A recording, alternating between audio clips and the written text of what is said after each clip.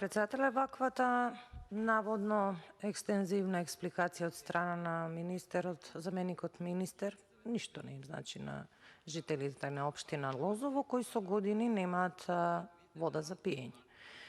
И мене лично не ме изненадува овој начин на одговор, така, безчувствителен, затоа што ова влада го покажа својот однос кон жителите и на општина Лозово и на општина Свети Николе со неприфаќањето на овие амандмани. Се работи за повеќе од 2000 жители кои што немаат овај вода за пиење. Владата на ВМРО-ДПМН пред крајот на својот мандат изработи проект, документација по однос на кракот што треба да се оддели од Свети Николе до општина Лозово, од хидросистемот на Злетовица.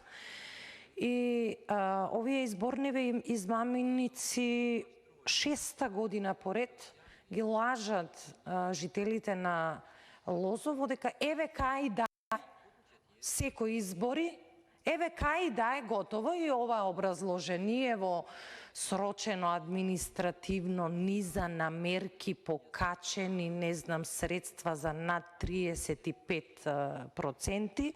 Едноставно кога би отишле заедно вака со заменикот министер и министерот за финансии, вака да им објасните на жителите на општина Лозово, ќе ви кажат она што ви го кажувам јас, мене тоа ништо не ми значи. 6 години ми ветувате вода за пиење, еден крак не можете од Свети Николе до Лозово да направите, значи вие сте надарни, како да ви кажам, неспособни да завршите една елементарна работа од канализации до водоводи. 6 години, значи не сте вие од вчера влада, вие сте влада 6-та година поред.